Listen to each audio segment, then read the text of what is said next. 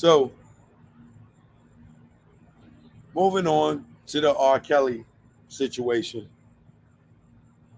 If you wasn't paying attention, Don Russell has been on trial and is over. He was found guilty on one charge of making a threat, I believe, phoning in a threat. And then they had another charge of conspiracy that he was found not guilty. And then he pled guilty to some other charge. Uh, the charges, the charge he pled guilty to, I can't remember what it is right now, but all of it to me is irrelevant. The point that I just want to make in that whole situation is this.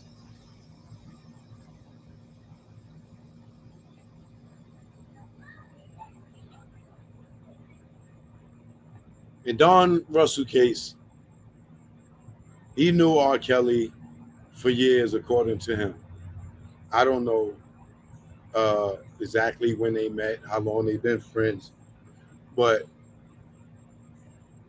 he jumped into something that wasn't his business. He seen R. Kelly going through something, and he went and he wanted to go and be Captain Save a Man, save his homie. And with doing that, he found himself with several cases. Now, there are some people out there that say that he took advantage of R. Kelly. These damn mosquitoes don't leave me alone. Um, there's some people out here that say that he was helping R. Kelly, but at the end of his story and this whole R. Kelly saga, I bet that he wish he would have minded his goddamn business and stayed away from the whole situation because he caught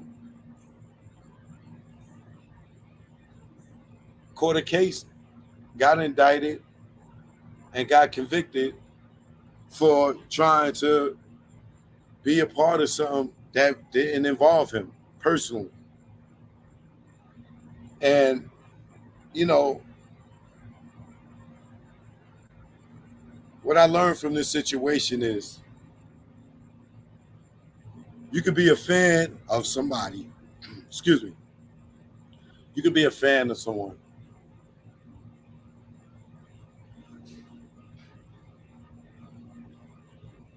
You can admire them. You can even be a friend of someone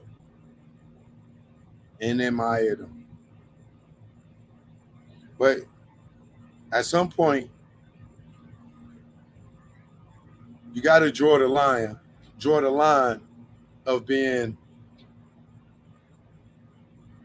a fan and getting involved in something that ain't your goddamn business. You know, I had a friend of mine, my man P7. He was telling me like, "Yo, choke, man. Sometimes you gotta just think that some of this is just God's will, and you can't save everybody. You can't try to help everybody. Sometimes you gotta let people bump their head. Sometimes you gotta let people go through what they gonna go through because that's just how God wants it. And then you just can't always save everybody. And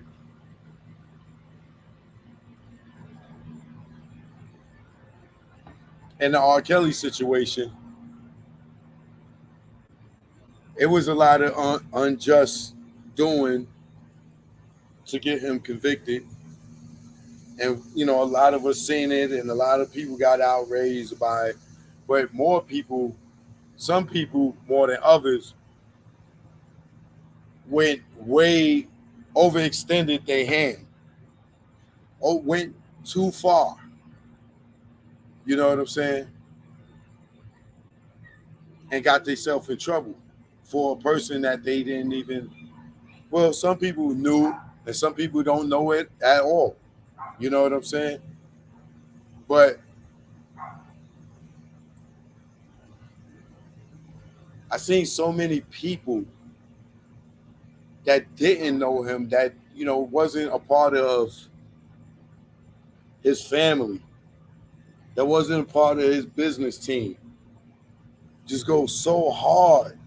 I mean, so hard, and not even hard on, you know, clearing his name. Just started going hard at each other,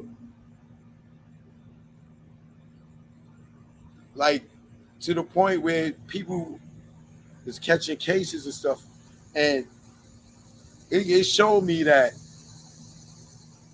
you could be in support of somebody, but you gotta know your goddamn limits.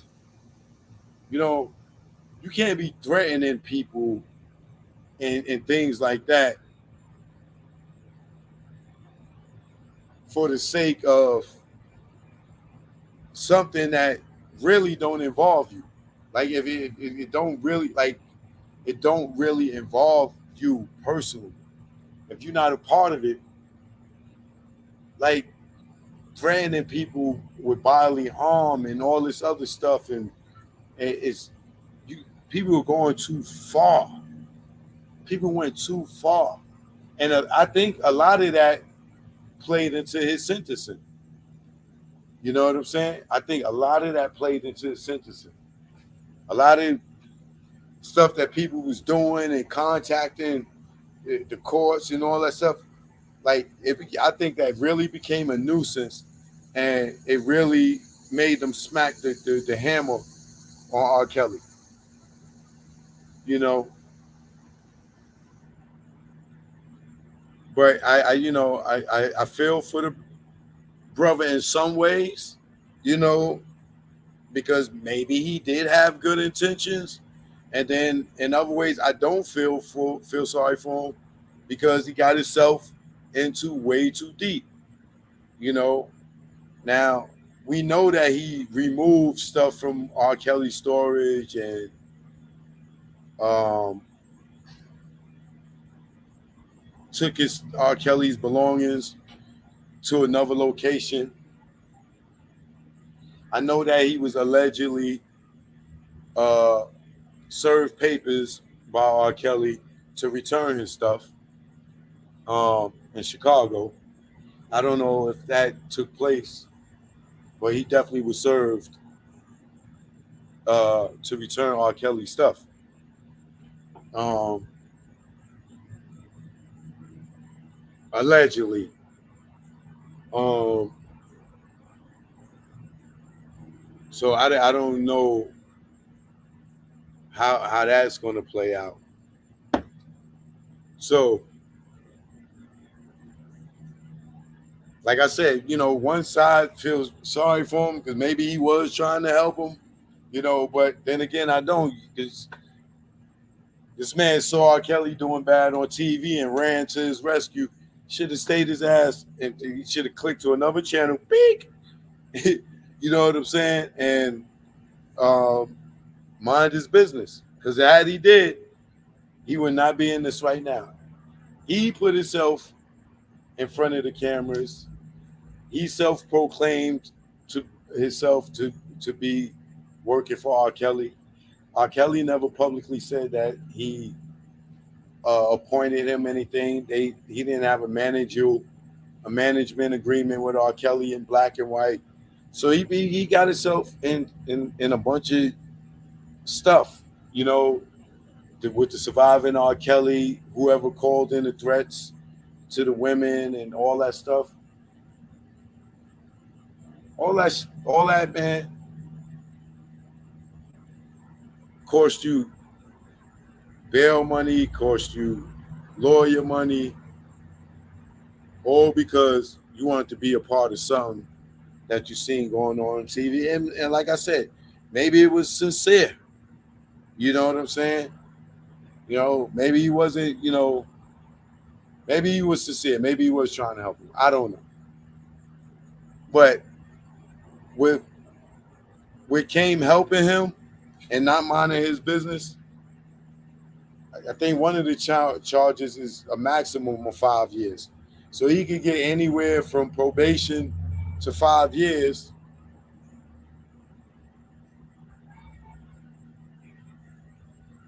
for trying to help somebody. Sometimes you gotta mind your business. Trying to mind your business. You know what I'm saying? That's why, when it got all out of hand, that's why I just fell back. You know what? Let me mind my business. You know what I'm saying? I see the injustice. You know what I'm saying? I spoke on it, just like Gayle King and other news outlets spoke on it. That's it. I'm not threatening nobody. I'm not going out my way.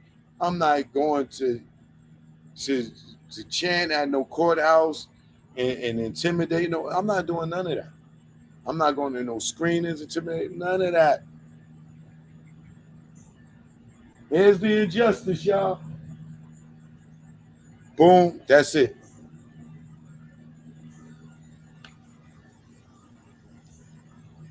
Because look, at the end of the day, what happened? R. Kelly still got 30 years. Even though I still feel like he will get out on the appeal, I don't doubt that at all. I think that a lot of the charges, especially the RICO, and that charge will get overturned once they get to the Supreme Court.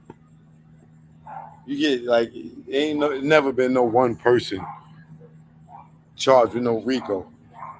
Like that's crazy. You know what I'm saying? Like I say, if you look at the Young Thug and Gunna situation, it's like 28 people in there, locked up 30 people with 56 charges or so. That's RICO. Not a nigga running around with his girlfriend.